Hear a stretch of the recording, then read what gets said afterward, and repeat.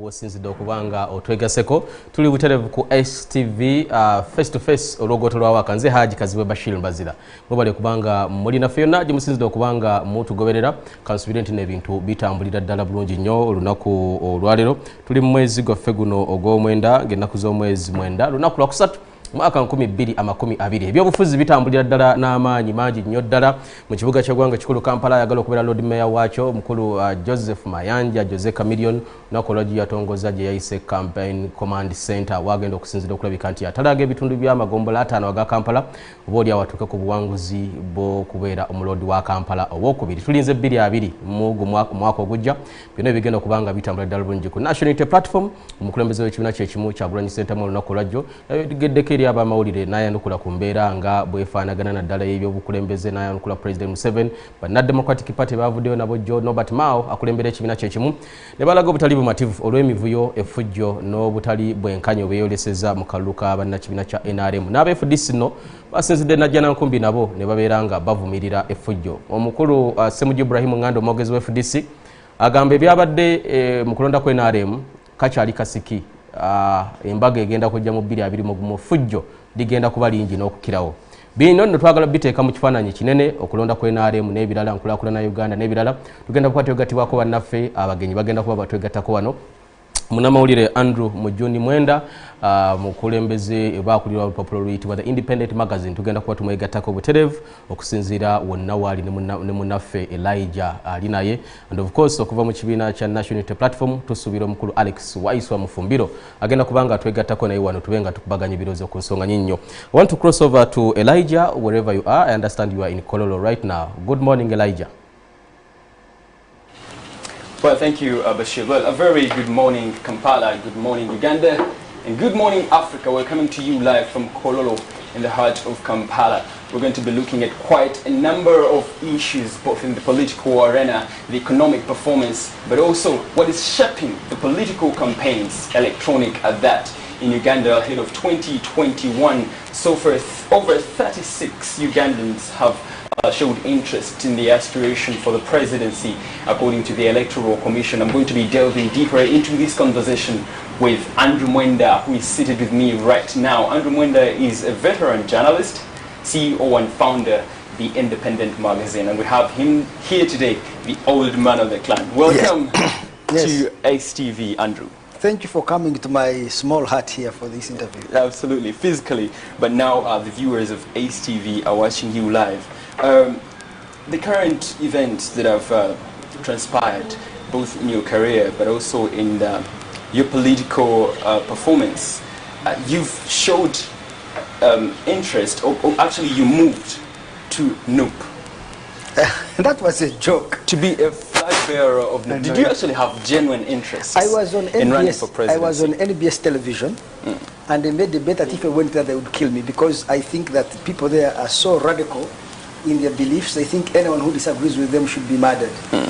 So I went there to test that hypothesis, and they said, let me go and run against Bobby Wine. I was just joking. So that was a joke. I don't know why the media took it quite seriously. You have no interest for running for presidency? I have no interest for running for any political office ever in my life. Zero interest. All right, so let's go deep into the political environment already. Do you think the recently concluded primaries of the NRM set a benchmark for the general elections come 2021 with all the irregularities that you've witnessed so far? I think that what we saw in NRM were two things: violence and rigging. You see, in poor countries, politics is a game of high stakes and therefore high risks. People think that if you want to become rich, you go into politics. And if you are not politically well connected, your life cannot move forward. First of all, I should tell you that assumption is wrong. The richest Ugandans I know, downtown Chikubu, are not involved in politics, and they never made money because of political connection. But I think it's a strong perception that has been built over the years across the African continent that you make your fortunes in politics. It is partly true, I cannot say it's entirely false, but it's not entirely true. Now, therefore, that perception that it is through politics that people are able to make money makes politics a game of high stakes and high risks. People want to win by hook or crook in order to get a piece of the pie, of the state pie. Now, why do we see a lot of violence in the NRM elections, and why are primary elections, and why are we likely not to see violence in the national election? The violence in the NRM election shows that the opposition in Uganda is very weak, so it is not really competitive in the parliamentary elections. So if you want to win a parliamentary seat, you better be on the NRM ticket, because that gives you a certain possibility of becoming a member of parliament. So the national election will not have, especially parliamentary elections at the national level, except in a few constituencies, will not have that kind of level of competition, rigging and violence, precisely because the NRM will whip everybody who's in the race. So, Andrew, to take you a little bit back, so you moving to Nup was a political gimmick, it was just a joke. It was a joke declared on TV. So then people shouldn't take that seriously. Should not take it seriously. I could have taken it seriously. You get it. And so you're not a member of NUP? I'm not a member of NUP. You need to state that categorically. Well, I went and registered as NUP as a joke. I'm not a member of NUP. I do not share the values, vision, or policies, if they exist at all, of NUP. I'm in no way, shape, or form a supporter, member, follower of NUP. The NRM primaries, don't you think they've hugely damaged the NRM as a party, the internal structures and all that? Not at all. It's considering not the new. Violence and the Elijah, what surprises me about Ugandans, maybe perhaps because we have a very young population. I mean, the NRM elections of primary elections of 2010 and 2015 were characterized by the same, actually, higher levels of fraud and violence than today. I am even surprised that the violence this time was not as widespread as it was in 2010 and 2015. How about voter bribery? Exactly. I would expect it. If there was no voter bribery, I would be extremely shocked and even surprised that it has not happened. You see, as I have told you, politics is a game of high stakes, so people expect huge benefits, economic benefits, to come as a result of political office. So people would, in a poor country like this, people would tend to get so passionate about winning office by hook or crook at any cost, including bribery, violence, and fraud. It's not surprises, and it's not new. What is surprising me is that people are surprised. Why? We saw it in 2010. We saw it actually in 2001, when NRA, we still had a one-party state. There was so much violence in the elections that after the 2001 elections, Parliament set up a committee to investigate this violence. And at that time, Parliament said that this violence was orchestrated largely by state institutions, GISOs, DISOs, RDCs, the army and police were actively involved in orchestrating violence, but also violence was orchestrated by non-state but vigilant groups associated with the state. Kalangala Action Plan was led by a man called Kakoza Mutali. Is he still alive or he died? Kakoza Mutali was a presidential advisor. He had a group called the Kalangala Action Plan. There was CDT, Civic Defense Team in Imbale there. There was Mantelgon Volunteers. There was Nyekundi in Ibarara. These private associations were involved in violence. About 176 people died in that election, according to the parliamentary report produced in 2001. 176. How many have died now? So I think 3 or 10 or something. Yes. But whatever it is, what is impressive for me is that the violence is reducing when I expect it to be increasing. Let me give you another example. If you look at other poor countries with such levels of political contestation, take India for example. India has been a democracy for the last 70 years. It is the longest, 73 years, it is the longest surviving democracy in a poor country. In the elections in India, the violence is so widespread. Candidates burn each other's houses, they attack polling stations and steal ballot papers, they bribe and rig. In fact, the more criminally minded you are, the higher are the chances of succeeding. Andrew, if the levels of voter bribery and violence in the NRM party primaries are at this level, then how will it look like come 2021? We are likely to see a significant reduction, maybe 80% reduction in violence and bribery. You know why? Unless there are so many independent candidates who are NRM. Because you see, this violence inside the NRM shows you that the actual competition is inside NRM. It's not between NRM and other parties. It's within NRM. If you want to become a member of parliament, be an NRM candidate. If you're not an NRM candidate, you are locked out of the chances of winning. So this is not a reflection of what will happen in the national election. So precisely, it's a reflection of the weaknesses democracy of the opposition, that there is no competition between NRM and other political parties. In fact, there is competition within NRM. Okay, thank you very much. Now let's move on to a different subject, but still in fact, political. let me even add that the future of politics in Uganda for us to have a real competitive election, we need either a break inside NRM, or for that matter, NRM has shown us that you don't need to have multiple parties to have intense competition, because intra-party competition in NRM is so intense. You don't need an opposition party to have competition. Let's look at specific incidences that transpired within the NRM party primaries in Ntungamo, where the Minister for Labour, Rukutana, grabbed a gun, and there was a misrepresentation, or the media, on social media, maybe there was a misrepresentation that shots were actually fired. Some saying shots were fired, others no. Then some other people reporting that the victim was badly injured or even died. What does that signify of the media industry in Uganda, but also the role of social media in Uganda's politics? I think there are two things that we need to look at, and you have touched them. One is the role of social media. Social media is a free-for-all platform. So anybody, any crank can go there and post whatever they want.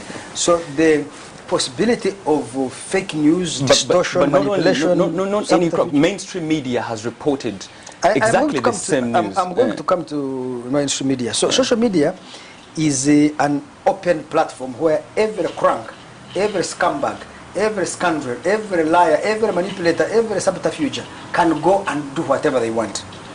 In fact, people who have been involved in democracy for a long period of time need to think about the effect of social media on democracy, because the first time the world had a democracy, which was in Athens in the 4th century BC, they had open democracy where every citizen could come into the city of Athens and participate in a public debate. So voting was by every citizen. It was direct democracy. It led to anarchy. I hope that social media does not push Western democracies and these emerging democracies of Africa into anarchy. So that is, we should be fair. The other one is traditional media. Traditional media were always restrained because they had gatekeepers, editors. And beyond those editors, they also had values and norms and principles. Like, you must be truthful and accurate. You must be fair and balanced. You must provide context and a complete picture of what happened. You must be skeptical about information you get, so that you verify it first before you go ahead with it. But now, mainstream media have to compete with social media for attention. And therefore, journalists rush to conclusions following social media in order also to remain relevant. So traditional media itself has been grossly adulterated by social media. Now, I personally think that there has been a failure of journalism, because some journalists and media houses need to take always a reflective view. If they believe that their role is not simply making money in the market, but their role is also to inform society in a manner that promotes the truth, which is what we study in journalism school, truthful and accuracy. Because first, there was no gun fired on that event, not a single gun. But the media, even mainstream media, were reporting that somebody was shot. At one time, there was an FDC person who posted that the person who had been shot had died. Assuming this person has relatives here in Kampala, you are an FDC person, is your colleague. You are saying he's dead. Assuming the mother reads it on your social media and gets a heart attack and also dies. Some of the people in Uganda here are so irresponsible because they do not calculate the effect of the actions. Imagine it was an FDC man who was beaten. You are an FDC activist trying to score political points, but you are so callous, so crass, that you even are willing to risk the hearts and feelings of the relatives of your own person in order to hit at NRM. These FDC people, the extremists, think that you can use human beings as cannon fodder. Honestly, I find it inhuman to announce somebody dead when they are not dead, because it's not the... Yes, you want to score a political point against Museveni. So are you trying to say why that the family of this person? Because...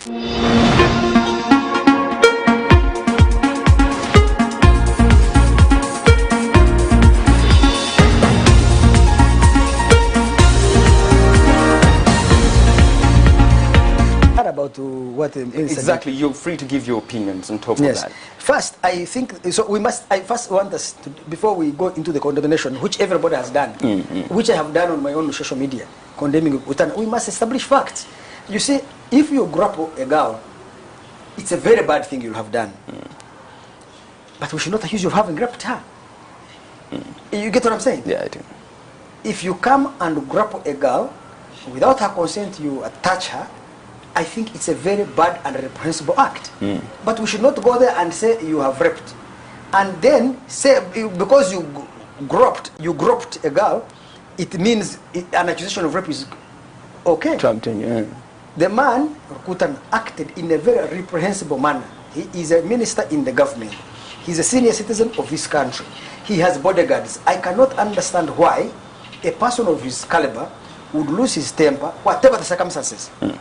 Because I want people to know that also those thugs had come and blocked the road and had blocked his family. Anybody would expect.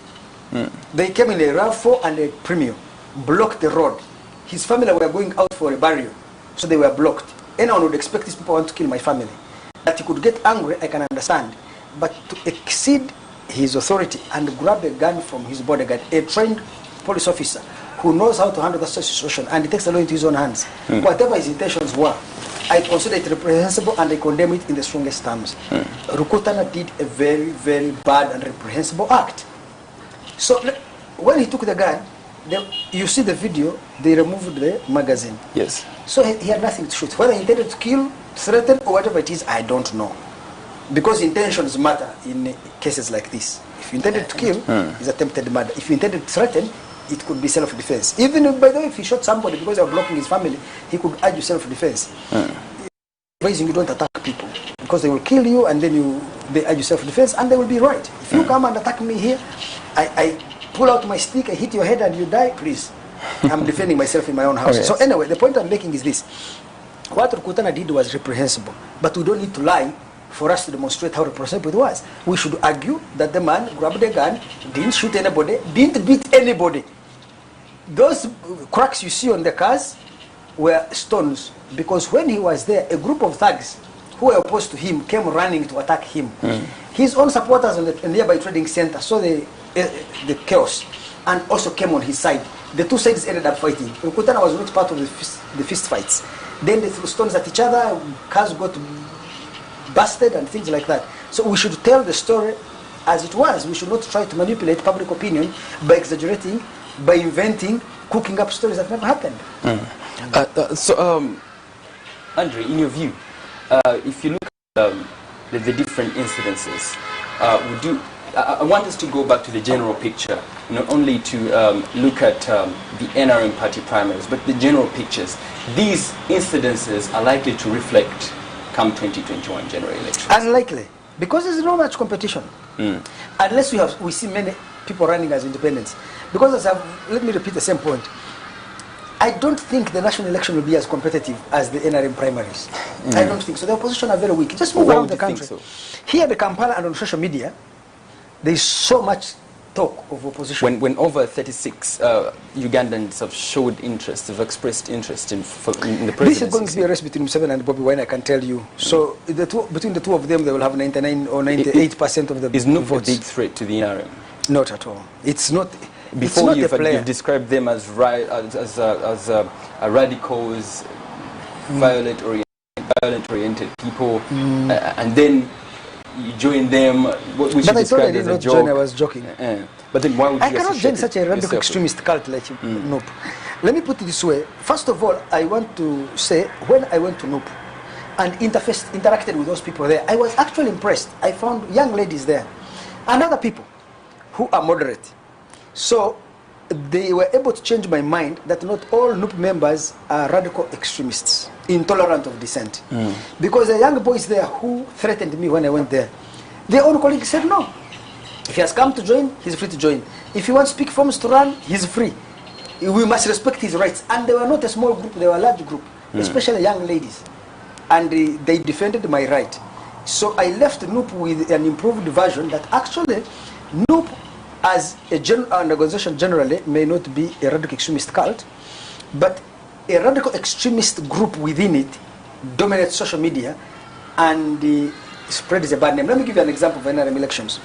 We have about 465 parliamentary constituencies. They could be reaching 500 because they have added new districts and new constituencies. So let me say close to 500. Violence took place in how many constituencies? 10? Around 10, 15, 20. So you know that 10 would be 10% is 50, right? So but 5 is 1%. So if so it would be 2%. There were no irregularities elsewhere. No, but what I'm saying, therefore, is even within NRM, where everybody's saying there is so much violence, you realize that the violence may have taken place in 2% or 3% of the constituencies, but we think all NRM is are hooligans. So I've been arguing with my friends on social media from NUP and from Defiance, People Power and Defiance, that if you accuse me of labeling all of you hooligans, you are doing the same to NRM. You're saying NRM is a part of hooligans. But this violence may not have taken place even in 20 constituencies. And 20 constituencies is only about 4%, is on about 4% of the constituencies where NRM has been contesting. Yes. So in a general picture, you said come 2021, the general elections won't be as competitive as the NRM primaries. No. When over 36 people are let me put that qualifier, unless actually have not been nominated but have shown interest. Those Isn't that competition enough? The competition is not does not reflect. You can have two people in a race which is highly competitive, like in the last election in America where Trump ran against Hillary. It was a highly competitive election, very close. But you can have a race where there are 30 candidates, where one candidate gets 90% of the vote. In this case, Museveni is likely to get a cool 70% of the vote. The registration of NUP caught many in the NRM off guard.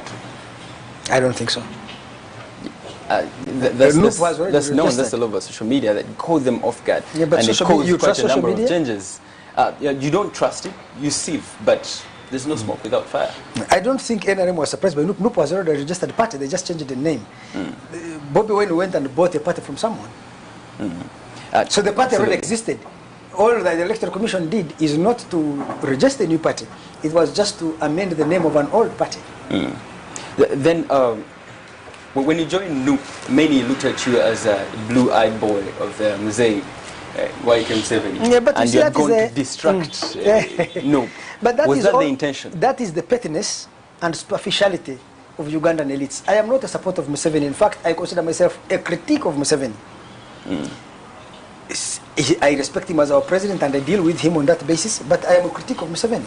I don't think that Museveni offers Uganda, maybe he has a great path. He has achieved many things in his party. I don't think Museveni represents any good future of Uganda. He is old, he's tired, and I think even his ideas are outdated. The more I look at what is happening in Uganda, the more I realize that there is such a desperate need for change. The difference between me and many other people who desire change in Uganda is that I'm not looking for any change. I'm looking for a change that is better than that. A group of people who can offer an alternative that is superior to what Museveni is offering. Right now, I haven't seen a group that offers anything close. If Museveni is at the... Not even Bobby Wine. Bobby Wine offers nothing. I can say Muntu offers an alternative, but in terms of values, not in terms of policies. I don't know what his policies are, what he stands for, but I admire Muntu because of his values. He is, personally I believe that values are primary. I can support you because of your values, even though your policies may be wrong. A person of good values is a good person. Museveni lost his values long ago. Muntu has very deep values. Bobby Wine, What values, to be specific? You see, Muntu believes that the change in Uganda will come slow and incremental, and it will come from bottom up. The ability of someone to build an effective organization on the ground that can, over time, build the capacity to provide alternative leadership. So he has a very long-term vision of what he thinks can happen. Whether that vision is consistent with the reality of Uganda, he may just be idealistic. The reality of Uganda is we are an impatient people, superficial, shallow, impatient, not just even that, but also maybe naive. Look, let me put it this way. People are expressing frustration. Frustration is not an alternative to Museveni's misrule or mismanagement. The fact that you have righteous anger, the fact that you have legitimate grievances against an existing establishment does not automatically mean that you have a superior alternative to that establishment. And that is where the difference between me and many... Is that a feeling that alternatives have been exhausted? Elijah, just please hold a second. Because this is a very important point. I have said here, I think Museveni is tired, exhausted, and I don't see any vision he has of Uganda. He has a great past, he has no future he can offer us. So, that is Museveni's supporter speaking. Museveni has hired me to argue that.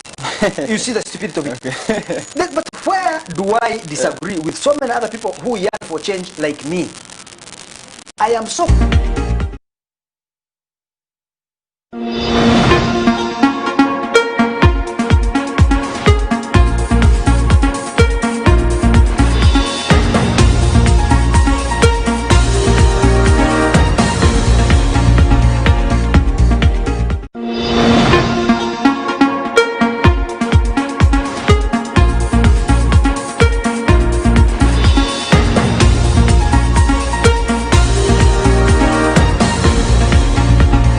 Peter Mills, John Mills, John Arthur Mills, then Mahama.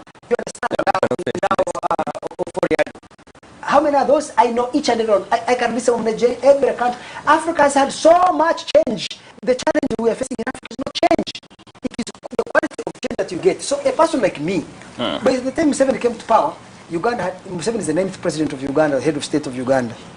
Of those 9, the average life expectancy of any of the presidents in Uganda was 2.6 years. 2.6. So change has never been our problem. We've had enough of it in Africa. We have had of it in Uganda, enough of it in 34 years, and you think change is not a problem? It is not a problem. The problem of Africa has always been, what kind of change are you seeking? I don't mind Museveni ruling for 100 years. I mean, if Museveni is there for 34 years... And that's not change. No. Let me put my point like this. Museveni has been there for 34 years. I am just not interested in him changing and then seeing there so and so. No, I'm interested in what is the quality of change. If Museveni has been there for 50 years and all his opponents, I judge them to be inferior to him, I prefer him to stay, even for 100 years. I don't mind Museveni ruling 100 years if there is no better alternative to him. The only change I want is something better. I don't want us to go backward. No. Absolutely. Yes. So you advocate. So I don't want change from Idi Amin to Adolf Hitler. Rather, change from Yoweri Museveni to Adolf Hitler. Okay. So precisely, you advocate for someone. You advocate for someone younger. From what you say, describing white Museveni as old and doesn't have vision for country. You advocate for someone younger, but better. No. I am not interested in age, race, tribe, level of education, or gender. I am interested in a superior alternative to Museveni. Whether he's older or younger, whether he's Muslim or Christian, north or southern, it does not matter. What matters is the competencies of that person, the values of that person, the proposals of that person. Demographies matter. Demographies in terms of age to Ugandans matter. Because this shows how much if people want change from a 75-year-old to a 40-year-old, regardless of the qualities of that person, the competencies of that person, the policies of that person, the alliances that person has built, I am not interested. Absolutely. Oh, thank you, Andrew Mwenda. Let's move now to the economic performance. We should take an ad break. I could stop that. Absolutely. But let's go for a quick break right now because we've been interrupted by competing noises. We shall be coming back with the same conversation shortly after.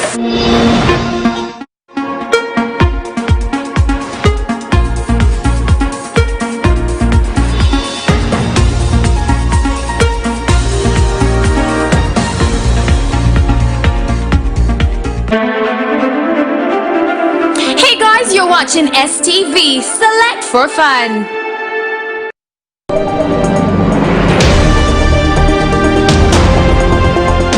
At exactly 8:45 p.m. East African Standard Time, join me, Elijah, Turyagumanawe, putting focus on current affairs, be it political, social, or economic news. We shine a spotlight on our beautiful Uganda, the Pearl of Africa, providing information that is age-cutting here on STV with select news.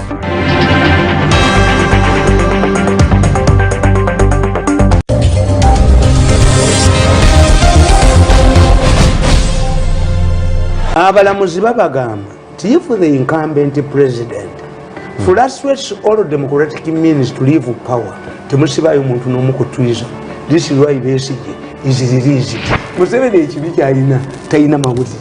Nawandika n'ekitabo kyange the role of witchcraft in malicious society sapule njijjamu noyingire sabo katonda wa bujja nze katonda w'obujja bw'oba olaga eri sapule twegitwala omusajja omubbi bamujje ewuwe ewaka kabanga lyezi ne bamujje ewuwe ewaka yabadde mu ttooyi naye tebamukiriza na tusanatayizi bamutadde buterasi mu piikaavu ba mu state house naye omukyayina bwe yawulidde nti ono bamukutte yeesize kiwi yayitiddeko yadduse ng'omuddugavu.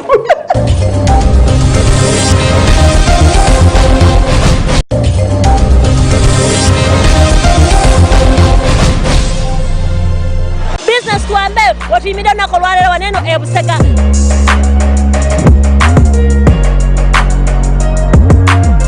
Ntunda yogati, ntunde nanansi byonna. Business ya yogati ojigato tane muye nanansi bannange. Babeera bagala okunywa amata, abanyumirwa okunywa ku yogati ne bakuuma omubiri ng'ogwange. Nga kuva ku makya maze kutunda emitwalo 6. Zibula tudde. Bannange ng'omusayi ng'okola nnyo nnyo. Era kyevula bansanyuse.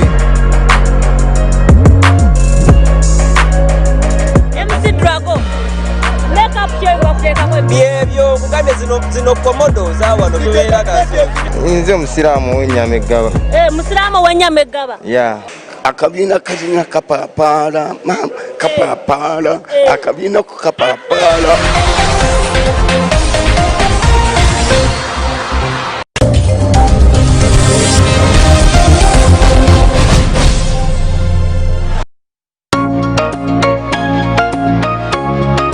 Bampita Dr. Franklin Mondo Mugisha wano ku STV biri ku makyakera nange nga twogera ku nsonga ez'enjawulo engeri tusobola okwezimba mu ggwanga lyaffe engeri tusobola okuzimba gye tubeera gye tuva wategedde obwavu lwa kibuluma mikwano gy'abaavu baani otambula otya osula otya okusalawo okwo okw'obulamu kutandikira ku nfunayo emikwano gy'abagagga n'abaavu tusobola ogitegeera no ku STV tugenda kwogera ku nsonga z'abaslay queen tutambula tutya kukyusa omulembe gw'abawala baffe kubanga bafuuka bavunaanyizibwa era nga bakozi nga banoonyi ba kikumi tugenda kwogera ku bakanyama bazimba batya emibiri ye omubiri bwe gulimu ssente oba bwe bulamu bwe twetaaga omukazi tasobola kuleka musajja w'emmotoka 6 mbakute akwate 6 pack amufune mubatambule naye wano ku STV Big Network. See ya.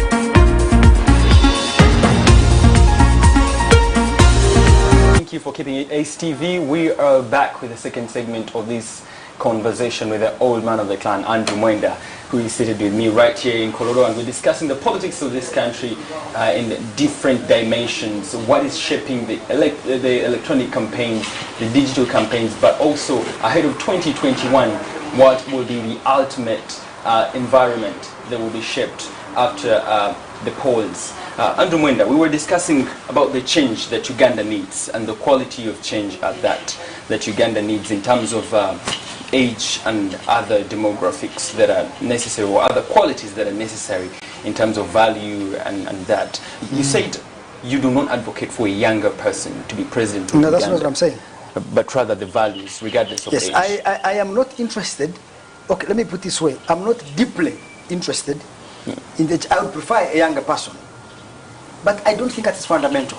A person can be older, but much more dynamic and thoughtful and So it's not about age, it's not about tribe, it's not about all these other things. It's about the competences and the values does of the that Constitution of the Republic of Uganda state it categorically that a president, even public servants, should retire at a particular age? Why is there an age limit in the first place? Well, it depends, because let me give you an example. In the United States, in Uganda here, if you reach 70 years as a professor, you must retire. You retire at 70. In the United States, they don't have a retirement age for a professor. In fact, you can even be 100 and be a professor. And I prefer the American system because I think that as a person grows older, you become much more thoughtful. So it doesn't make sense for you to get a guy at 70 out of university, because I see Dr. Henry Kissinger, how old is he? Isn't he 94? He has just published a book on AI, or artificial intelligence. And one of the best books on artificial intelligence you can read at 94. You know what I mean? In the United States, there is no retirement age for a Supreme Court judge. You decide on yourself. In Uganda, we have it. I think it's 70. So I am not one of those people who are obsessed with this Ugandan idea of age. Perhaps the reason age is stated and the age limit and the time to retire is because the enthusiasm in service changes as you grow older. So the electorate should turn you out. I don't think the law should remove a president, but the electorate, the elections should. Of course, even my argument assumes that you have a free and fair election. In a country like this, where you don't have a free and fair election, where the incumbent uses all the resources of the state to really decide. So you believe our elections are not free and fair? No. Not at all. Not at all. The incumbent Museveni has too much advantage over his rivals. He has the army and the state, the instruments of the state, the army, the police under his direct control, the money and other resources of the state under his control. It's a very unleveled playing field. The opposition faces an uphill task. I sympathize with them that way. But let me tell you this. You see, the problem of Uganda is, and the opposition of Uganda, is that I don't think they know what they want. How can they go and say, I'm supporting Museveni? I don't understand. Almost on every point I agree with them. But I have found deeper disagreements with them on earlier behavior to the emptiness, lack of a clear alternative to Museveni. You may not have a lot of support, but there must be a vision of Uganda that you have that you can articulate. Can I tell you, it pains me to say this, Museveni still offers a better policy alternative to these opponents of his. You get, Muntu offers Uganda better values than Museveni. But I have not seen a policy alternative that he offers.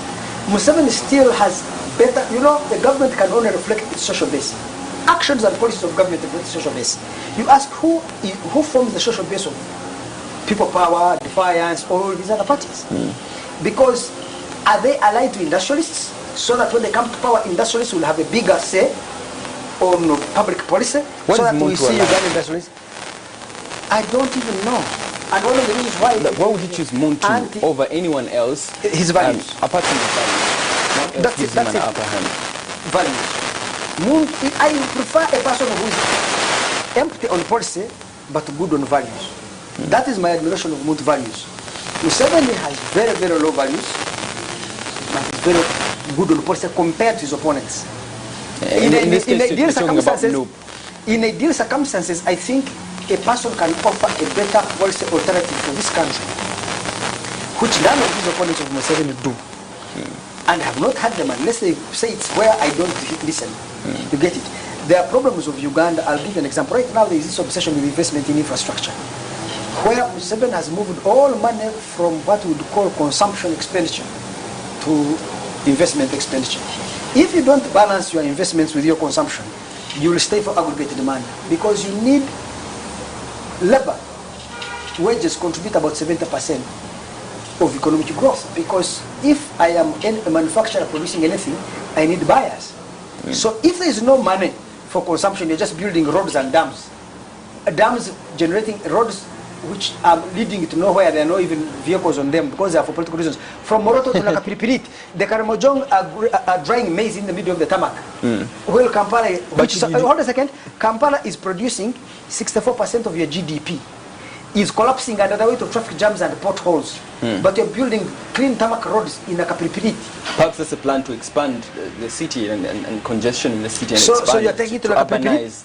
You're taking it to Nakapiripiriti, Morota to Nakapiripiriti? Perhaps yes, and infrastructure cannot be downplayed. But you see, that I think that in my knowledge of business and other things, is whenever you want to develop something, first consolidate your core product. Your core. Our core, the most productive section of the Uganda's economy is Kampala. This city needs a massive investment in its infrastructure in order to ensure that I was supposed to come to Buziga for this television show. So all of you guys had to move to me here because it would take me 3 weeks to get to Buziga. You see? So, but what does that mean when people stay long in jam? If people are 2 hours in jam in the morning, 2 hours in jam in the evening, 4 man-hours of every citizen are lost in traffic jam. If you multiply it every year, you find you are losing billions and billions of man-hours or productive hours, people seated vegetating in traffic jam. So, before we go into the economics. What I wanted to conclude on is that we have a problem in Uganda which requires fresh leadership, which requires a new leadership with a new vision, a leadership that believes this country's economy should largely be owned by Ugandans because only Ugandans can reinvest in it. Museveni had this economy with multinational capital who make money every day and ship it out of the country. That is why you have rapid economic growth without significant qualitative improvement in the lives of people because money that should be reinvested in this country always goes out in form of dividends and profits and smuggling by multinational corporations. Before we move into the economics, Andrew, I wanted us to look at NUP. You seem to be downplaying their structures and preparedness to take power. NUP is not anywhere in Uganda. It may be on social media, and NUP is also here in Kampala. NUP is not, and maybe in Masaka. NUP is here. I'm telling you. You don't even need a rocket scientist to know this. Let me tell you. Perhaps in the pipeline, and they're preparing big things that you haven't seen.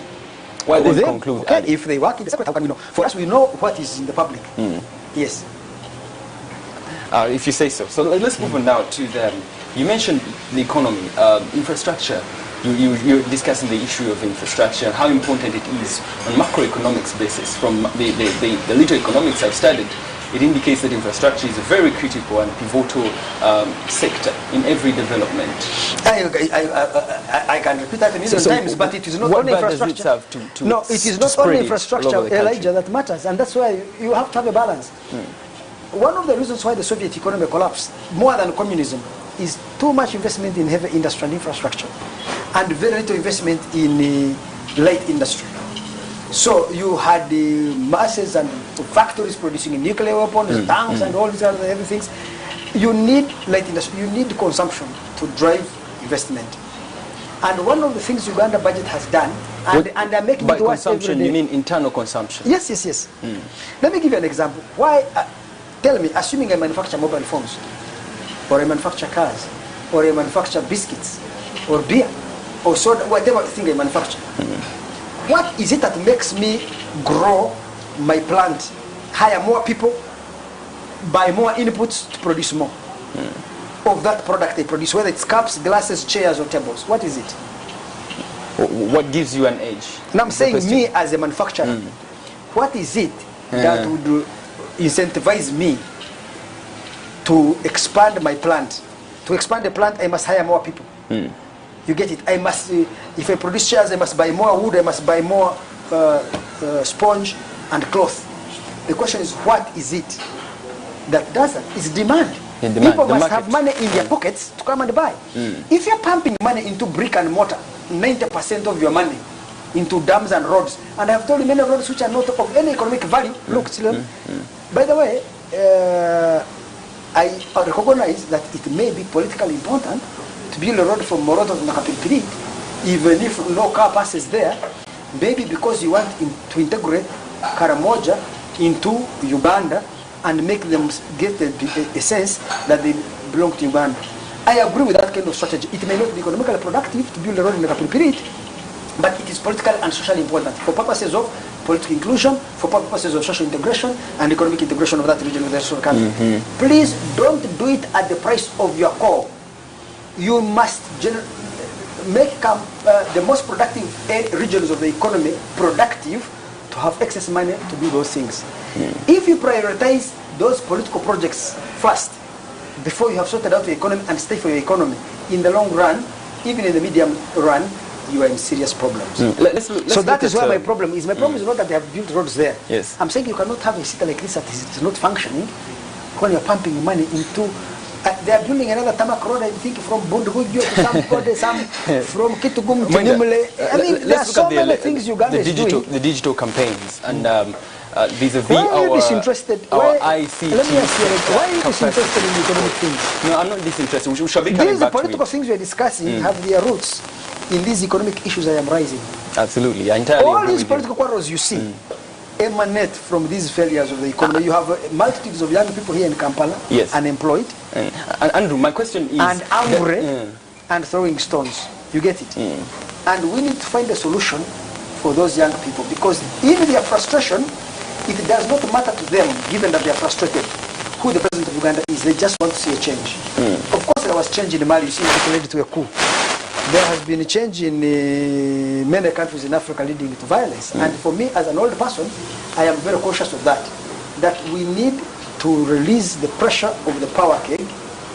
I don't want Museveni to leave because he has to leave. I want him to leave when there is a viable and superior alternative to him.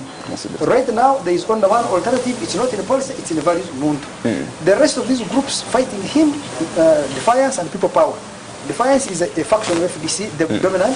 People Power is the owner of NUP. Those two are radical extremist styles that are dangerous to this country and don't offer alternatives, whether it's in value or policies.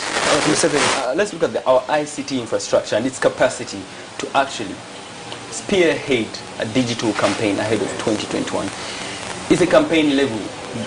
Is a campaign ground level for each and every participant? If you look at it's not. But let me tell you this. I think that the opposition, in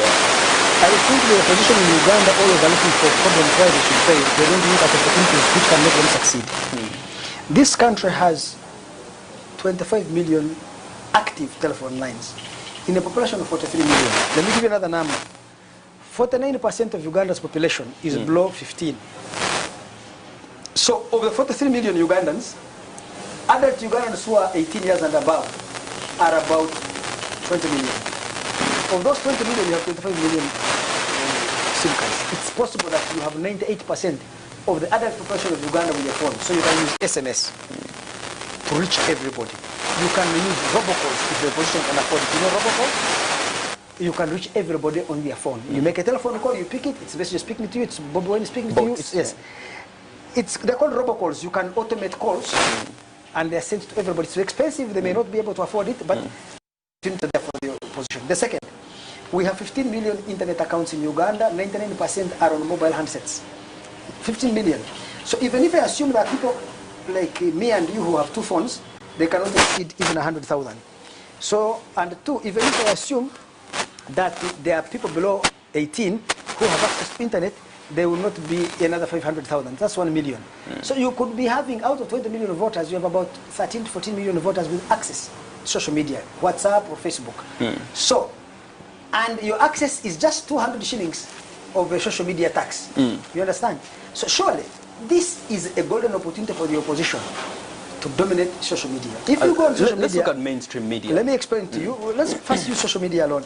I have a friend brought me a software here which allows you to see how much each candidate is performing. Bob Wayne has about 85% of the Twitter audience, and Museveni has about 15% or something.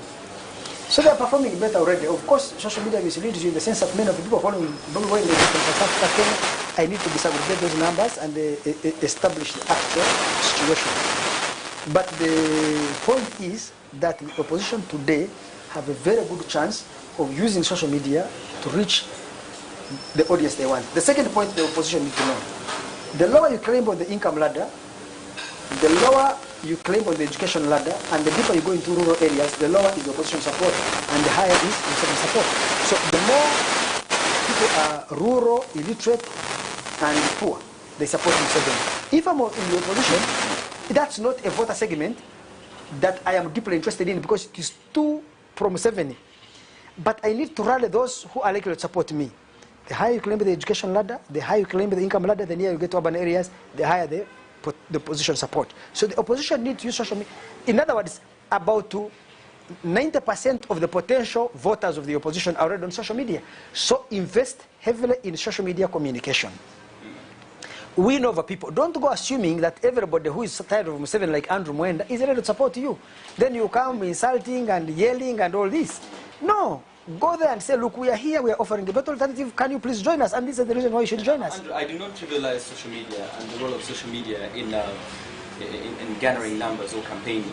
But let's look at mainstream media, because mainstream media has a bigger audience, radios and TVs, and we've seen security agencies not allow particular participants not access to access the different media houses. In these days of COVID-19, where we have to rely on media, what does this mean? But that will not change, because you see, the opposition have been involved in the wrong fight. They're involved in the wrong fight because they want to change Museveni's behavior. Museveni is not going to allow them to access. Here in Kampala, they can go on NTV, on STV, they can go on NTV, NBS, yes. We and Kampala. And they can go on Capital Gang and KFM. But in the rural areas there, in up-country towns, these towns out of Kampala, Museveni will use the intelligence services and the police to stop them. I don't like crying over things I know are going to happen anyway. So you must look for what are the more effective ways through which we can reach the public where Museveni has least control. I take those things that Museveni will do for granted. They are part of my culture. That the opposition don't take them as part of the culture shocks me. Are they expecting him to not send police to stop them from appearing on radio stations up country? Are they? If he respects democracy, why not? I don't think the opposition are competing in a democratic election. They also say that they have a dictatorship. They're fighting a dictatorship. It follows that the dictatorship they're fighting will put in place all tricks, all roadblocks to stop them from accessing the public. That should be taken for granted. In fact, I believe they cannot change Museveni's behavior there. They should focus on those areas where they can influence change, where they can be effective. And I'm telling you, social media, and I have given you that out of 20 million registered voters, it's likely about 15 million who show up to vote. They already have access to about 12 million Ugandans, and of those 12 million Ugandans, I believe that about 70 to 80% are ready to vote for them. The problem why those other people will not vote for them is A, those people in the opposition, the most powerful sections of the opposition, the most appealing, defiant of people power, whether they don't look whatever it is, are so intolerant, so radical, so extremist, that they turn away so many potential supporters. This country is hungry for change. I prefer not to talk about No. Host them, host them, they can vote me, they can defend themselves. You can get the give me some making, take it to them. Absolutely. But I can tell you this, I have thousands and thousands of people in Uganda who write to me on a daily basis. Tens of thousands. You know, I post something on Facebook, I get 200,000 readers, 200,000, 180,000 readers. But people write to my private email telling me everything is you say. With me, I want Museveni to go. But I can't, when I go there and say, oh, no, there is this problem. People attack me as if I have committed a crime. These people are so intolerant of dissent. Everyone tells me that every day. So here's my point, that this country has a huge mass of people who want change. Right. I wish the opposition could understand that. Where Museveni beats them, let me tell you, Museveni is every day working to solidify his base, but to reach out to even those who disagree with him, to win them all. For them, every day the opposition, they are chasing everyone who supports them away, because he has expressed mild criticism. So they lose voters. These voters don't go to Museveni, they stay out. That's why in the last election, you had 68% of the population turning up to vote. Museveni got 60% of 68, which is about 40%. Besigye got 36% or 35%.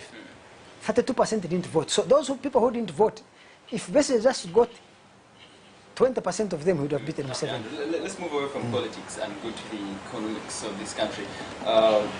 You did trigger me when you mentioned that I'm not interested in economics. Just to let you know, I did economics. The difference is I studied Indian economics. So on macroeconomics basis, on those grounds, let's look at Uganda's. Uganda as an economy is dependent mostly on agriculture. Do you think that has played a bigger role in keeping this economy? Actually, that's not true. Uganda's economy is not dependent on agriculture. It's dependent on services. Perhaps the largest majority of Ugandans, about 70% of Ugandans depend on agriculture for a livelihood. That's what I want you to understand.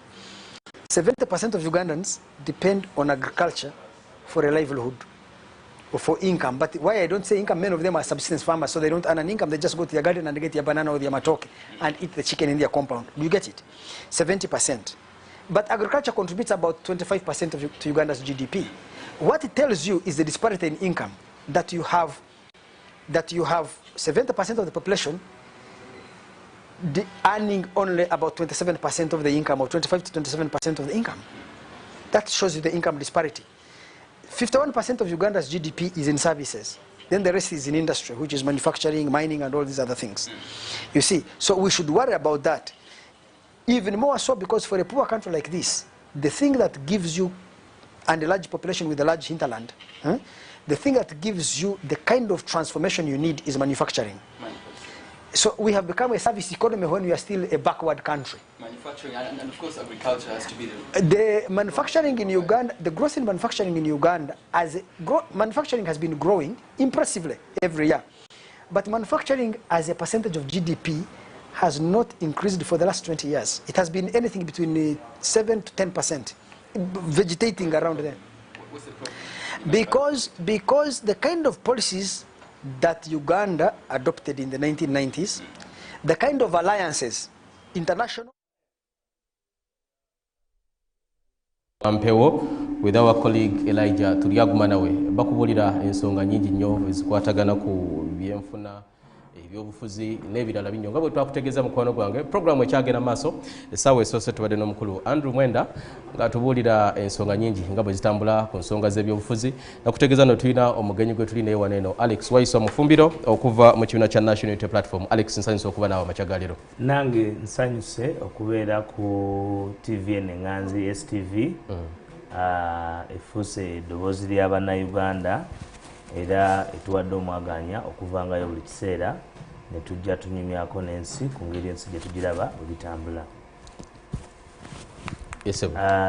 Njagala okutwala omukisa guno okulamusaako bannakibiina kya National Unity Platform nti mwebali kakalabya gye mukola twongere okutabula kasukaali nga tweteekerateekera ekigonvuunula bibya ekigenda okujja jjajja omusita mu ntebe.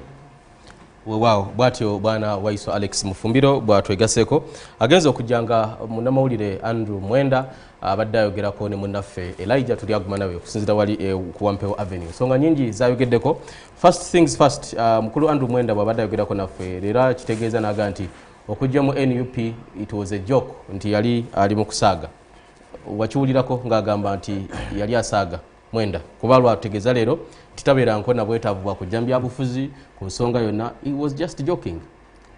Andrew Mwenda okujja mu NUP yali agezesa okulaba amaanyi ga National Unity Platform organizational capabilities zaabwe. Ba Andrew Mwenda yemu ku group ebadde sasulwa ke kakundi akasasulwa era akabenefitinga okubanga kali mu nga government ya President Museveni kweri kubanga njagala kutegeeza muganda wange Bashir nti Andrew Mwenda yalowooza nti okujja ku National Unity Platform yali agenda kukubibwa, yali agenda kugajambulwa, yali agenda kuvumibwa, nti era wali ekyali kiriwo lyali ddwaniro lya kumenya mateeka nga boolaba bwe bakyatunda ekifaananyi kyaffe nti ffe bavumi abasingayo, ffe bakozi b'effujjo abasembayo. Andrew Mwenda bwe yava ku TV yagenda ne kamera anawea ku ttiimu yaffe n'atuuka n'ayanirizibwa ne bamuwuliriza ebirowoozo bye era naye n'abawa ebirowoozo bye.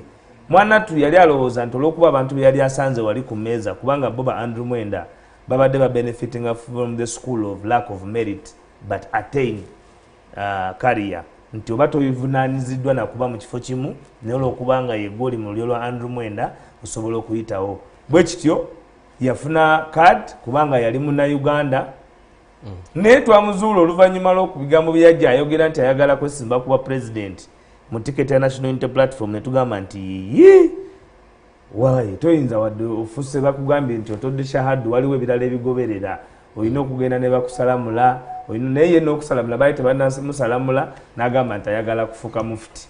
Kakati bwe twamutegeeza nti obwa mufuti bw'ayagala ate tebusoboka kubanga n'obweru si one chairman yali takola kitabusaana ekyo tekyali kimusasuza kujja kuvuganya Kyagulanyi mu kibiina kya National Unity Platform.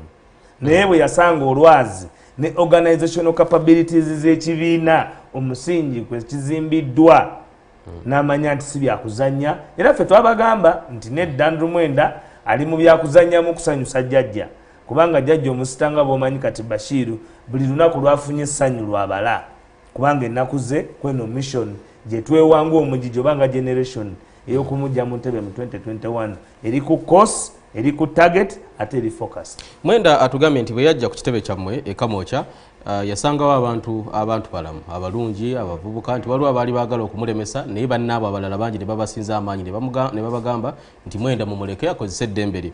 Agambye nti alina kye yazuula nti yes takyabalabanga ba radical extremists mwenna nti kye yazuula bwe yajja, naye agamba mummwe mulimu within the party, within the people power establishment mulimu abali radical naye nga si agamba yakiyiga kwolwo nti si kibiina kyonna nti mulimu abali radical naddala nga mukozesa social media okuvuma abantu okuvoola n'ebirala ebigwa mu kkowa eryo aba beerimbiseemu. Nali ku platform eno ne ngamba Bashir nti okuvuma si kituufu, okutyoboola ekitiibwa ky'omuntu yenna si kituufu. Naye ne nkugamba nti naye ne bannayuganda njagala mutegere nti bali ku mission yakwenunula okuva ku bikolwa ebibakoleddwako abantu abali mu bukulembeze.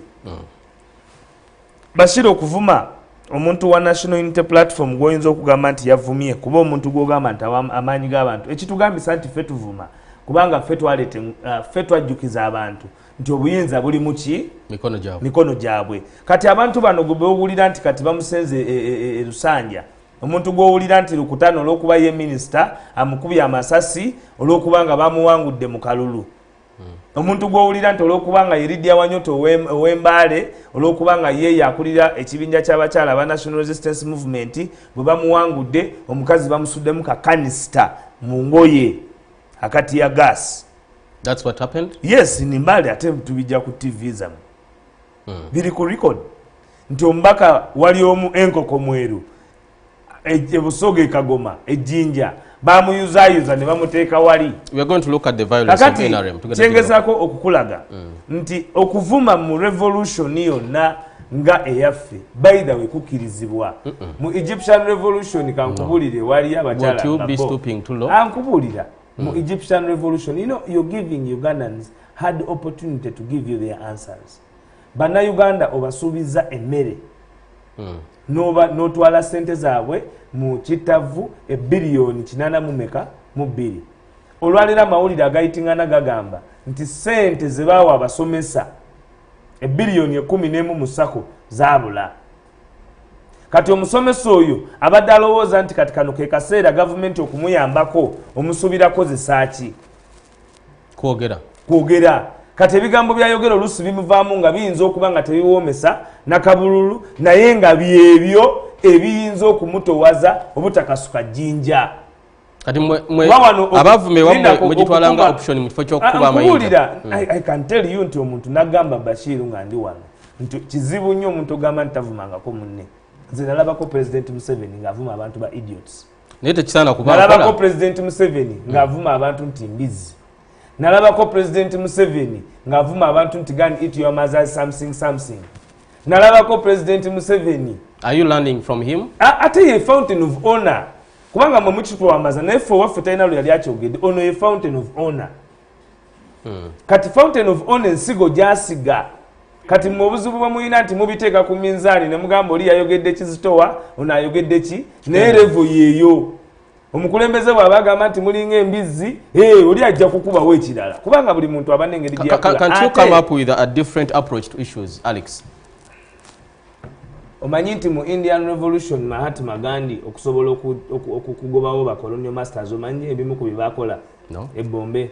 Bashir wakola history ate twali mu class ye European history mu African mu European history ne mu liberations ezensi Indian Revolution tujyogerako nnyo mu colonialism kuba kyali kyakulabirako. Ne Mahatma Gandhi teyali violent.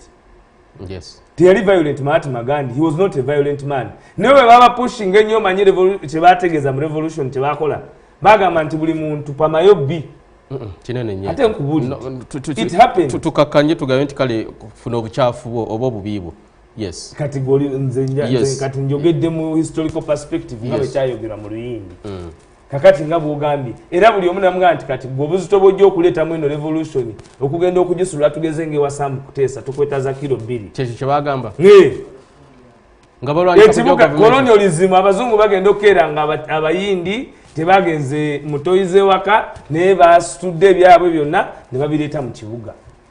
Mahatma Gandhi genda ozigenda mu India's independence ffe tetunnatuukawo naye ate olw'okuba twagala okujja President Museveni mu kutuukawo nawo tuyinza okutuukawo ekyo kikafuuwe ate nkubulidde teryaza begattako mu kkola ekyo that is omayika nkubulire tosobola kugamba nti omugijjo gwaffe gugenda kubeerawo ng'omuntu eyazaalibwa nga si kabaka nga yeetuuza ku ntebe nga kabaka. Ebigambo byammwe ebyo Alex ne Andrew Mwenda abyogeddeko last week ku Monday waliwo omusajja yali yajja mu kibiina kyammwe n'asala eddiiro n'agenda mu NRM.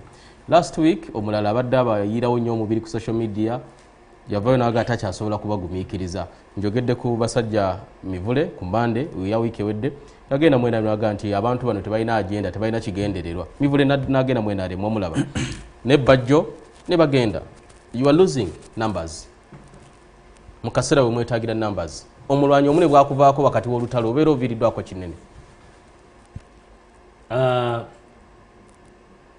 Fe obuvunanyizibwa waffe obw'okunona ababuze waliwo ttiimu ebuvunanyizibwako ate era ttiimu yegenda okubeerawo nti bannaffe balibula nga tumaze okukiraba. Obunnabbi bwe buba bulabika abamu balwawo okubulaba kati buno obunnabbi bwe tulimu abamu bagenda kulowooza nti tebugenda kugguka abamu bagenda kubulaba nti tuli ba bulijjo nga bwe tubadde tubeera nabo. N'ekyo enyinza nze okukakasa Bannayuganda nti kati nga basajja saagala nnyo kwogera ku bantu kubanga sijja kwogera ensonga ezitalina makulu tetuziwa makulu. But yali wammwe Bajjo bali bamu basajja Mivule sirina we mumanyi nze nasooka okulaba basajja Mivule nga yeeteeseteese okugenda okumukwata. Yali ku TVM eyowa National Resistance Movement ng'ate manyi nti akola ne projects nyingi eza National Resistance Movement ezibeezaawo Kabaka Yoweri Kaguta Museveni. Basajja Mivule kwe namulaba n'agenda mu kasenge ne bamukwata abasirikale ne bamulinda wansi ne babuuza kamera meka eziriwo ne bavuga basajja Mivule paka ku police nziramu okumulaba namulaba kamoja nga yavuddeyo.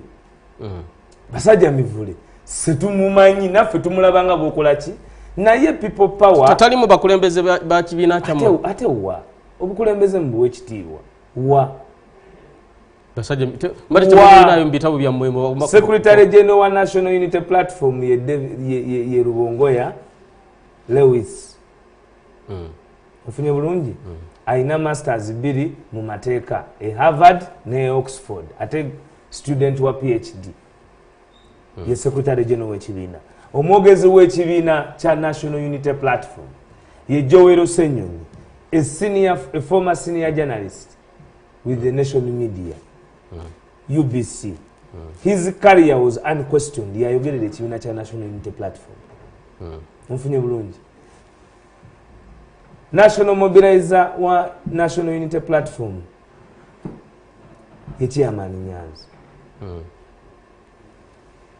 Organizing Secretary Mobilization ye Sulaiman Kidandala. Institutions ye Roy Semboga. Patriotism and ideology Alex Waiso Mufumbire. Gwendi naye kati amateeka Benjamin Gatana. Kati Deputy Secretary General Aisha Kabanda. Deputy Vice President Happy Birthday Lina Zedriga. Deputy Vice President Mpuga. Eastern Region Honorable Nambeshi. Who have we lost? Actually we have poached abo basajja kitogo mwe mutugamba wano tutulina budde bwabwe. We are so focused on unseating the dictator. Tetuyinza kudda wano fate ne tunyumya omuntu ayina ebirooto ebitone by'okuvuga emmotoka. But kakati gwe obanga oli kubanga ffe bibiroto byalina twabina tuli baana bato ne tubitukako mangu ate twabiwummuza tebikyali biroto bya bulijjo kati bwe tuba tuli mu kununula eggwanga ng'oli ekirooto kye kyakuvuga nkata tetumanyi kuba ne buyanji tugambe twandigimusondedde. Let us ask about very serious issues. Bajo went. Bajo mukwano gwange alina just a few issues with himself. Ebizibu biri ku ye yennyini. Tujja kisettlinga. Mumukomyewo. He is my friend, we shall settle Bajo. Akomewo. We shall settle Bajo. Kiteekyo. Tugenda kuba tukomawo katono nnyo waiso Alex Mufumbiro bwe tudda agenda tubulira ngaabu walabye naye bwe yalabye n'abalabye balabye ebyabadde mu kulonda kwa NRM. Andrew Mwenda alina kyayogedde ku mivuyo egyabaddeyo agambye nti emmotoka gye mwalabye teyakubiddwa amasasi bagikubye ejjinja mubadde mugamba musasanya nnyo ebigambo era nakati okyogedde ku minisita Mwesigwa Rukutana nti yakubye abantu amasasi n'akuba n'emmotoka amasasi. Andrew Mwenda atugambye nti ago tegawadde masasi lyabadde ejjinja. We get back shortly.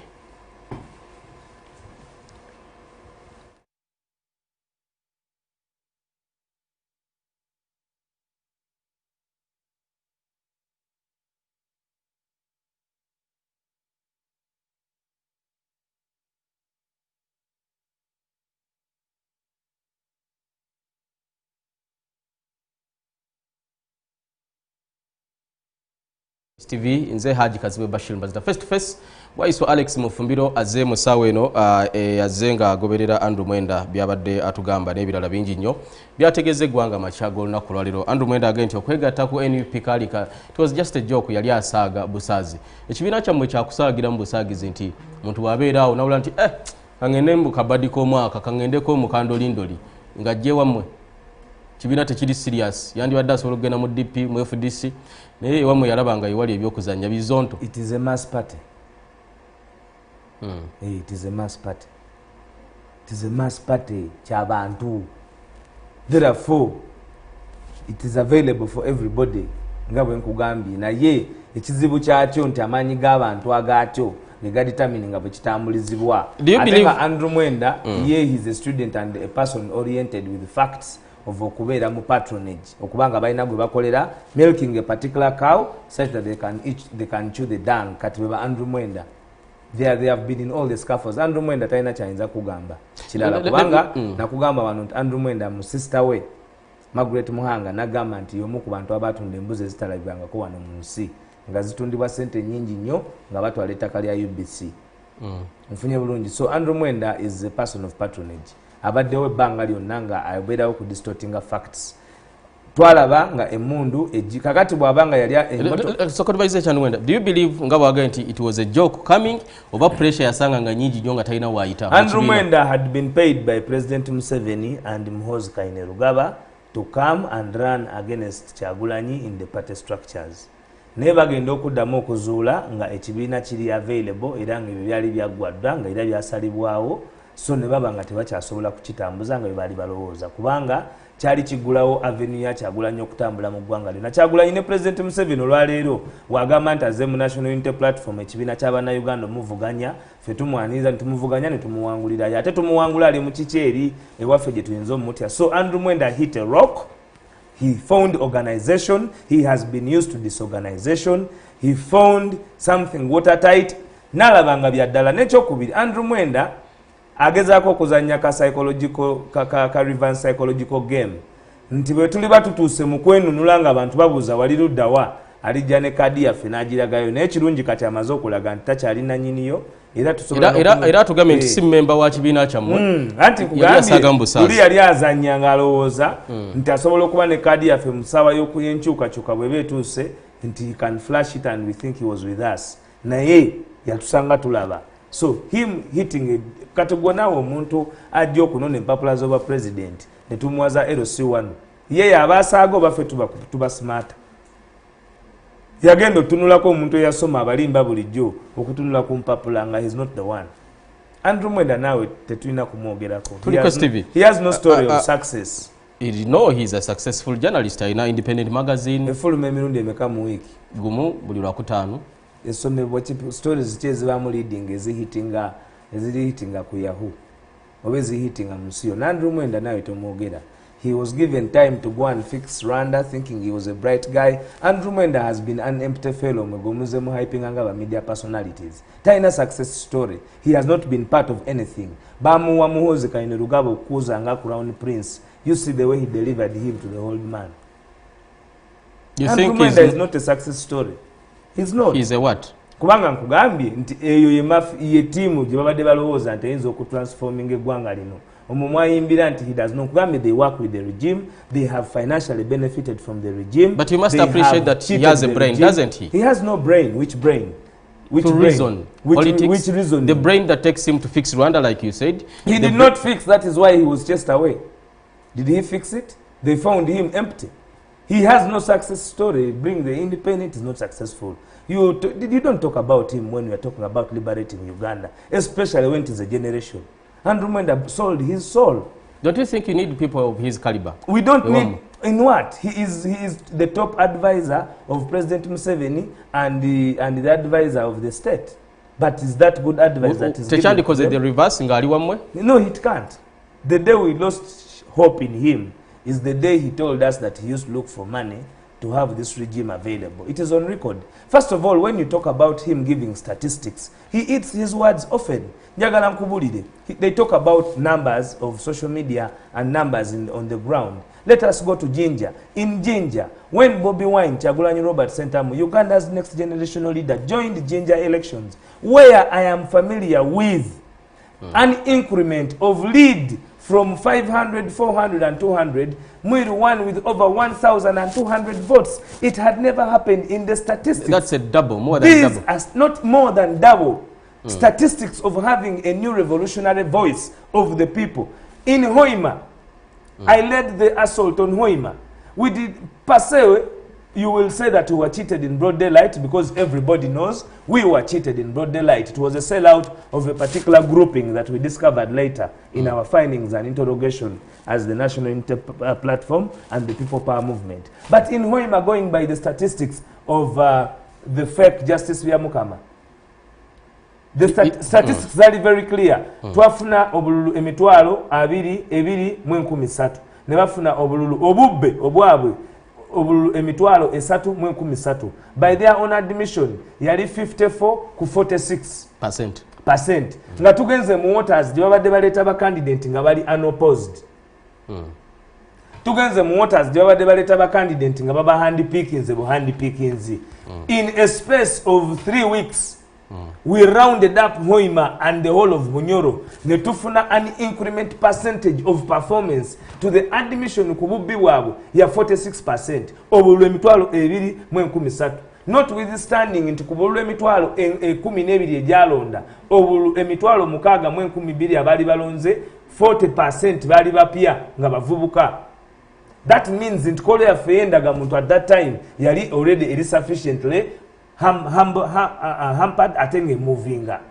Olwalero rallying yaffe ya increasing register jayogerako jempulida ayogerako. There is an increment of over 2 million people on the national register, and that was that is our input. When Kyagulanyi went to Rukunjiri, the numbers increased by over 50%. And we are talking about numbers, the numbers that Ogerako is increasing and performance ya Kyagulanyi mu Kalulu. In Chadondo, the numbers were clear. 99.9%. So the ground numbers are clear. Era chovola abantu ba Andrew Mwenda, president wadde bakozesa COVID. Okusalawo nti tetugenda mu bantu. Because for us, if you say we don't have the numbers, let us go to the people. But they are advising the president. They even nearly wanted to suspend the election because they are sure nti bana Uganda this time round because it is a mission. So the issue of us turning away numbers is a fox. You think you have the numbers on your side? We have the numbers. Atenzi kuwadde statistics nkugambye in Hoima, that is Western Uganda. In Hoima, Western Uganda, twafuna 46% nga twali tumazeyo weeks 2. Bobi Wine agende Hoima emirundi 3 mu weeks 3. Just 3 times. Chovola bantu president His Excellency Robert Kyagulanyi Sentamu we 10 addako. Tibamukiriza agenda mu bantu because for him is a superstar. He is popular that you do not need to introduce him to any forum, both internationally, locally, and even homestead. He's in every homestead. In every homestead. His capacity, his capacity, his organizational capacity, his vision is what should lead us to the next cause of liberating this country. Because as you go into the waters of liberating the country, instrumental in giving direction to the young people. As you go into the waters of liberating the country, never nachibina cha NRM bageza okulabika nti no venues are so tight so that they can babeere mu bukulembeze. Twalabye ekyabaddewo mu mawulire and everywhere emivuyo egyabadde mu kulonda ku NRM nga bwe gambye mwami Mwenda atugambye nti Minister Rukutana Mwesigwa emmotoka y'oli si yagikubye essasi bagikubye ejjinja naye ndoza tuyinza okukireka ekyo kya kooti n'ebirala ebigwa mu kkowe eryo. What I want to pick from you, mwalabye as opposition, as NUP, emivuyo egyabadde mu kalulu ka NRM, what does this speak to you? Nga mugenda mu kalulu. Nali ku platform eno yennyini muganda wange Bashir nekugamba nti tusuubira nakugamba nti betegekera kubeera violent against us. Kyova olaba nti batusiga ekifaananyi ekyokubeera violent. Omukulembeze akulembera National Unity Platform Honorable Robert Kyagulanyi Ssentamu yayimba oluyimba lwe bayita Ddembe. Saba okulonda kubeere kwa ddembe. Yayimba oluyimba olwo nga lutegeeza nti bwe muba muweereddwa omukisa nga bannayuganda nga bannansi nga muweereddwa omukisa okusalawo musaleewo mu ddembe buli muntu asobole okuba nga alonda gw'ayagala n'omulala ng'alonda gw'ayagala. Era ebiseera ebyo ye yali awagira mulala nga ne mukyala we awagira muki mulala. So ffe tupropagating peace and unity and harmony and cohesion for all our countrymen. Kyova olaba nti obukulembeze bwaffe n'omukulembeze waffe ali different ku bakulembeze bonna abasinga b'ogenda okulaba. Mukyala we Wentungamu, mukwano gwe Wearua Nubian Lee, production music we Wechiryandongo Dan Magic. Dereva we Hafu Musoga. Ye team gyatambula nayo erimu abasiraamu, erimu abakristaayo, erimu abakatoliki. Because oyina bw'oba oyagala okuwa ensi essuubi, oyina okucreatinga harmony, oyina okucreatinga cohesion, oyina okucreatinga unity kuba tuli so hugely divided. Kati violence gye walabye ekibiina kya National Resistance Movement nakugamba ku luli nti kiri ku musingi omukyamu ogw'okuresistinga. Kubanga kyava mu kibiina ekya National Resistance Army. Ekibiina kya National Resistance Army ekyakolebwawo mindset y'omukulembeze Yoweri Kaguta Museveni eyagenda mu nsiko mu 1971 ng'amini amaze okutwala eggwanga. Kubanga mu katabo kakugamba nti 1971 nze amini olwakwata entebe ffe ne tugamba ne tukwata ki emundu tajja kutufuga. By 1980 President Yoweri Kaguta Museveni okutegeka akalulu akalimu emizogobanyo ne fujjo yakalimu era ye yali omumyuka wa Muwanga mu kuteekateeka akalulu. Era yakola kinene nnyo okukola akalulu akali akekitta abantu. Atugambe nti akafiiramu abantu. Anti ate kasita bafangamu muteeseteese kaba kakitta abantu. Kubanga abantu baafa. Liberation okuva mu 1980 paka 1986 ku katabo ka President Museveni agamba abantu bafa okuwera bawera emitwalo 5. Si bwe kiri? Kakati ekyo kyali kitta abantu kubanga kyali unprecedented. Kizzemu okubeerawo mu Uganda era nga President Museveni atufuga Wakibwetere Kanungu ne kiddamu okubeerawo Kasese mu Lubiri. Kakati ne bazimba omusingi ogw'okuresistinga accountability eri bannayuganda. Kyova olaba babadde tebafunangako buzibu ng'abantu bayimusa amaloboozi gaabwe. Bannayuganda batwaliddwa for granted for a very long time nti President Museveni yakugamba nti ejjinja lyakuba emmotoka ye. Olwaleero Andrew Mwenda akugamba nti amayinja ge gaakubye ki emmotoka, naye nga waliwo vidiyo bali balina biwundu bya masasi abali mu ddwaliro. State teyinza, government teyinza okujja nga batugamba ba Andrew Mwenda nti government ya leero nayo yeetaaga okugwa because osobola kutugamba nti DPP ng'ali ku level ya bulamuzi asobola okusanctioninga fayiro n'akyajinga minisita wa Uganda n'amukyajinga attempted murder ng'ate teyakoze attempted murder. Ejjogo lye tulaba just gwe eryo lyolaba lyaliwo lwa nsonga emu nti bano bazanyisa emmundu gye batalina kugizanyisa. Singa bibadde wano mu Buganda oba ewaffe Busoga Isanga gye yafiira, Walyendo gye yafiira, Mutyabule gye yafiira, Rita Bukenya wano yafiira, Dani Kyeyune gwe bakuba wali amasasi, Kirumira bamukuba amasasi wano ennaku z'omwezi nga 8 olunaku lwa yesterday. Kaweesi bamukuba amasasi ennaku z'omwezi nga 17. Ebyo biba bya bulijjo eno. Naye Rukutana yagenze n'azanyisa emmundu ng'agizanyisa wali ewaka batalina gizanyisiza. Waliwo abakitwala nti ino bya bulijjo. Kanyamunyu yakwata emmundu n'agenda akubako n'amasasi. Ebyo bya bulijjo wano.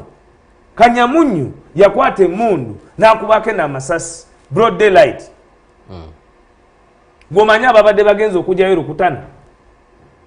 Nsobola okuyiga okuva gy'oli. Mu kiro kimu babadde bamaze okumusekiwalinga bondi. Abagenza okumugjayo Jim Muwezi. Kahindo Tafiri. Solidarity. Bobo Kabone. Mwe gye mutalina. Ha! Mu Abasoga gye mutalina. Amanya gasutse motoka z'abatawali ezigenza okujjayo omusajja waabwe nga ziweza obuwumbi nga 6. That is coercing the law. Nti omuntu kasita mutuuka mu level y'okukompitingira ebyobukulembeze ng'omukulembeze yafuuka ayatola, yafuuka kabaka ng'ate yazaalibwa si. Kitegeeza anything can happen in your country. They can kill people. How are you prepared? So violence mwe kibayigiriza ki? Era mukyetegekera mutya? Ekisooka kyalaze eggwanga baani bahuligan. Kati tokyabuuza baani bahuligan. The National Resistance Movement, engeri gye beetuuma erinnya ly'okuresistinga, they are resisting the answers of Ugandans to the question of change. One an important question of change, that the change is imminent, the change is tomorrow, and these people are resisting because in Kugambia, their ideology was to resist national resistance movement. To resist, Katesa was never resisting. President Museveni in Uganda resisting from 1971.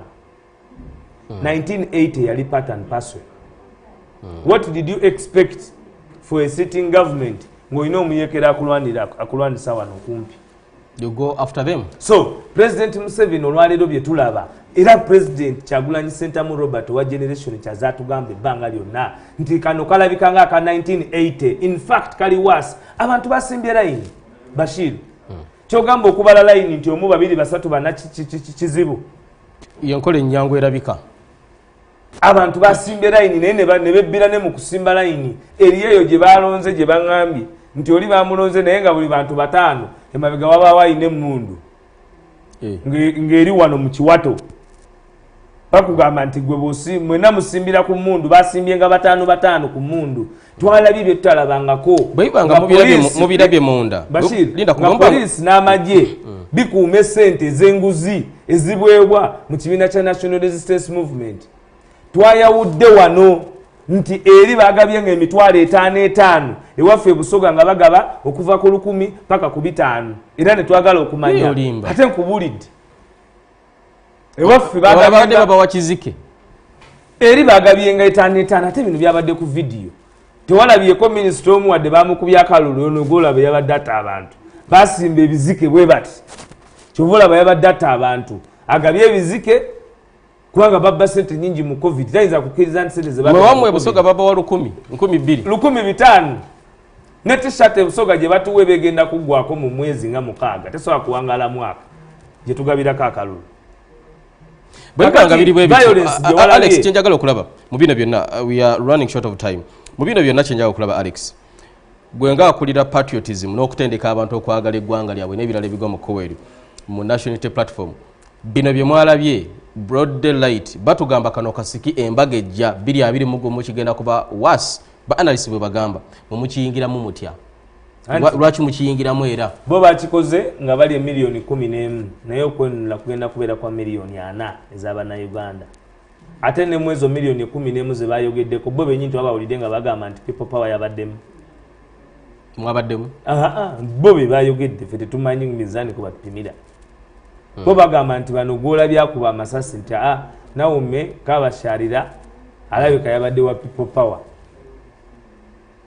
wawulidde omwana eyakubye owekoboko Charles Ayume naye bagambye yabadde waki yawangudde minisita Anite era Anita era emisango egivunwana Ayume emisango egivunwana Kabashalira emisango egivunwana ono w'embaale Lydia Wanyoto alemedde ku kitebe bagamba boogera ne Bobi Wine aba bawangudde nti Bobi Wine yasindika abantu ekoboko ne basooka batwalayo olutalo lwa Mbuleera nenze nalaba ekoboko nteri kigenda kuvaayo kuba nalaba nga Anite minisita ow'amaanyi ennyo abalina amagye ng'asabye Pulezidenti Museveni amwerekereko ekoboko akakase nti yewuwe ng'agaanye n'atwalayo owa komediyani Segujja n'atwala Segujja ze kasita nalaba Herbert Mendo nga yazanyanga Sevo wali ku switi z'ekoboko nemanya nti minisita Anite amagye takyayina kakati choka yali agala president amunonyeza akala kutwalayo azanyanga president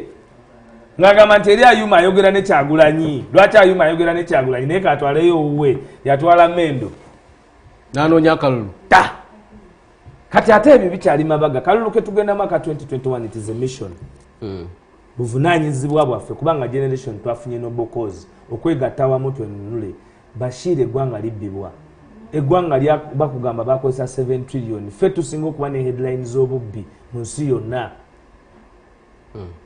naye ng'ate abatwala side emu so violence gye walabye Deputy Inspector General of Police Sabit Mzei yagenze Sembabule n'alemererwa okuteekateeka akalulu mutemumanyi kitegeeza nti the violence in Sembabule could only be handled by suspending the election kyokka nga yo constituency bagyekulyetingira nga y'abaana baabwe oba baganda baabwe era tekawaaga bayinza okukutulamu mu yo constituency omu ne bamuwaako n'omulala n'atwala endala. That is the impunity we have in this country. Chovolaba, we cannot wait for tomorrow to overthrow the dictator. We can't allow a king take over our country. Baibanga bifaanana bwe bityo amazzi ge mugendamu mugalaba matabangufu. What remedies do you have? Because kyekibuzo kya munna Uganda bannayo tubaagala twagala enkyukakyuka naye ebiriyo biti mugenda kukola ki awo era kye babuuzanga ne Besigye tugenda kuwa akalulu naye akalulu nayo kakuuma nti nze mubindekere ajja kuyita wani Masaka ng'agenda nammwe aba NUP abantu bemukuŋŋaanya yonna gye mugenda abavubuka abakadde n'abalala bali emabegaammwe bwe balaba bino bibatiisa mwe ng'abakulembeze mubawa assurance ki nti they are going to be delivered mu nsi ensuubize mwambale engule safely. Omujiji gwaffe gukimanyi bulungi nnyo nti yeffe abaazaalibwa okukola bino. You are born to do this. Era omujiji gwaffe gukimanyi nti ffeffeka abagenda okununula eggwanga lino nga tukola byonna ebyetaagisa Bashir tugenda kola buli kyetaagisa. Amazima ga Katonda mugulu, we are going to do whatever it takes kubanga yeffe be baalanga nti ffe tulijja tulina omukisa ntufunye omukulembeze gwe tuwuliziganya naye gwe tutegeeragana naye ng'avudde omu muffe. We have brought up our own leader. Netumugamba nti Kyagulanyi kati genda obibeere ebya president gwevuganya Museveni amuvuganyiza decisively. Era obuvunaanyizibwa kati ffe bwe twewa Bashir bano abantu balanga scientific campaign. Walabyeyo scientific campaign gye bakoze. Was that a scientific election? Tewabadde kunaaba mu ngalo, tewabadde mask, tewabadde social distance, tewabaddewo SOP yonna egobererwa.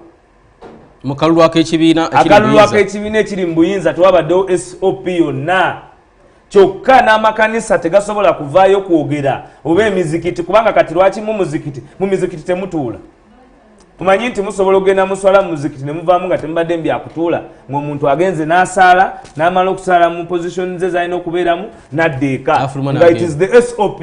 Bwe mujja temutuula temuwulira kutuuka musaale busaazi mugende. Open the mosques.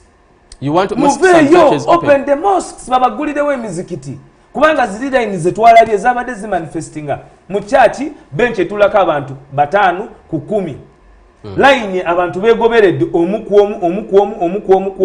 government ekugamba babadde abantu milioni 11 abantu milioni 11 bazaayo abaana b'amasomero milioni 10 na meka 15 otugamba otya nti otyagala ensi yo ng'abantu twakafirwa abantu 8 ngana it is an average abana musanvu it is an average of abantu mukaaga per month naye omanya abakyala abafiira mu kuzaala omanya abaana abafanga bazaalibwa omanya abantu bameka abafudde mu covid muno 19 abavudde stress nze wange ku kyalo buli kumakya owulira nti oli boda yamukubye omusajja semaka nti yagenze tabitegeera kakati Bashir bw'obanga tuli ku brink era nga tulina abantu bwe bati nga babadde batukulembera okuva emyaka 35 fe omugigi gwaffe tulina okusooka okwegamba ffe bennyini nti ffe be baalanga ntulijja ffe ba Joshua Moses ayinza okuba abaddewo n'atatugusa naye bwe tuba tufunye Joshua for the zeal to fight as a generation tetulina kye tugenda kugamba abaana baffe why we failed to put back this country to order. Febe balanga Bashiru we are going to do twakugamba nti tugenda kola ebitakolebwanga kongo abikugamba yomukulembeze wa fadako Robert Kyagulanyi Sentamu bwe yagula wekibina tewalaba bwe kyatagala ba Andrew Mwenda paka nakatebadanga ngulu President Museveni Electoral Commission jo yakugambye yajigobalwa corruption netadanga ngulu era ya admit nze jo okukuleta kukiri nti mwambi yabaka matasobola kubeera fair wawulidde omulundi ogusooka nga Kyagulanyi bamubuuzo bamuzaale wa wano wawulidde nga Kyagulanyi bamutwala mu kooti lwaki bamuzaala wawulidde Kyagulanyi nga babuuza ebyobuyigirize bwe Electoral Commission n'ebiwaayo naye wonna olw'okuba ffe tumwekuliza byonna biyitako meticulously kati ekiseera kizze kagobako waffe busoga bagamba ntotwalanga musaada mwino ayoleka mu agakola ki agakwiza buti Museveni tulimubuuza empapula dodiriwa baba tayina mwakoba ki twenda mpapula dada mzeyi kaguta Yoweri Museveni edobuzaale nedode endaga butonde twenda agitegeere vaawa atukobere badada emyaka bina mutabuse ogobanga musaada mwino oleka agakwiza baba aba alibuze empapula do musaada alete empapula well documented buti mwenda empapula za mzee buti baba Museveni yena tulimubuza senior 4 iko wapi senior 6 iko wapi university iko wapi kubo ide ngotukoba nti obiri opening the Pandora Bashiru ni febe balanga ni faba abana bajotola ku dada Museveni and their oligarchy. We are the generation that is going to unseat the dictator because one omuntu budwayogera limirwe wabo omuntu budwayogera mwogera n'omuntu nadda mu limirwe wabo manya kitabuse aba mukyala kadaga wano embera yatabuka ku bya covid parliament center nayogera oluzungu ngendo okulira ngazzeyo mu lwejjinja nawe otandise okukoba wanga we know gwe Bashir omanyi jinja bwe yali efanana it was both industrial and tourist ejjinja lwe lugudo lw'ejjinja okuva ejjinja okuyingira wano e Kampala lwe lugudo luliso manye nsi olugudo lwa Eastern Uganda olw'ejjinja jinja Kampala highway omanye nsi mekaze tulisa Rwanda tulisa Democratic Republic of Congo tulisa Central African Republic tulisa Burundi tuvujirira Tanzania tukwataganya ne Kenya jinja fetu ina source of the Nile newe bali bakola olugudo oluve Busego olugenda ku airport nga lulupyo olusooka kifo ky'okukola olugudo olusookedde eddalo lw'amaanyi oluluyingiza buli kimu oluvujjirira ensi ezisukwa omukaaga. That is the type of leaders we have. The once industrial town is now a ghost town. The once tourist town Bujagali Falls bazijjawo tokyasobola kuziraga gwe mwana wo Bashir ate ne bazijjawo expense y'amasanyalaze genda kugamba nti baga dividingamu emirundi esatu transmission supply ne generation ekola watts ekola megawatts 10,000 capacity ya transmission eri 2,000 kitegeeza nti luno olukumi either it is ghost power or not ghost power lwebogerako oluli wasted olusasulira gwe Bashir olwakadde waiswa tujja kubakomawo omulundi therefore ekibuuzo ky'ombuzize kiri very important kwe kusuubiza n'okugumya bana Uganda nti nga tulina bendera nga gitukwatidde ye generational leader ali willing okukola byonna ebyetaagisa byotalabangako ng'ate ziyaza abyolesa ng'abikola olw'obutumwe n'amafuta Katonda ge yamuwanga vision bearer wa generation yaffe because every generation must have a mission and its vision bearer. Our vision bearer is Robert Kyagulanyi Sentamu akabonero umbrella banange mubeere wamu twebereremu buti nzena nabuuza nzena ndibuuza atandise okutengeeta nzena ndibuuza ojja kwesimbawo abantu bamaze dda abajinja west ogenda jinja west abantu bajinja south west constituency tubaddeyo n'omusajja eyo bamuyita balye ku Moses Grace nga bwomanyi nti kiseera kyakufulumya buli akolagana ne dictator ate nga nze bwomanyi warriors fight warriors so abantu bajinja west bamaze okusalawo nti ngende nyambeko ku kizibu ky'okujjawo Moses Grace balyeku era obuvunaanyizibwa bwonna bwetisse ssebo oyo mumubale nti balyeku byonna ebyo byabadde abala mu palamenti entebe yeefulume kubanga nze nzija na missioni ey'okulayiza Honorable Robert Kyagulanyi Ssentamu akakulu ennyo ejjinja eyo eri omuwala gwe njagala okwogerako ennyo era nja kusaba omukyazeeko lumu wano she has a very rich profile ava mu family ya the prestigious Dr. Mpata Mariana Muwanga bambi nja kuwa opportunity lumu oje omutumireko akoze bulungi nnyo omulimu gw'okubanga atinde ekifaananyi kye n'atimba n'ekifaananyi kya Honorable Kyagulanyi Robert Ssentamu. Thank you for doing good work. People power, our power. Banange teri kuzikiza. Bwetu bwetubadde ne Waiso Alex akulembera Kibumba ye Katonda. Kibumba ni Katonda. Obwakyabazinga gabula kuba guno mulembe mugabula bitinza kuvaawo nga tikobye nti guno mulembe mugabula iseife kyabazinga gabula na dopo wokuna afunvuwe. Atijja kuongerawo. Wow, Alex Waiso amufumbira tubadde naye omulundi omulala tujja kubanga twegatta ku ye n'abalala. Nze Haji Kazibwe Bashir Mbazira akume.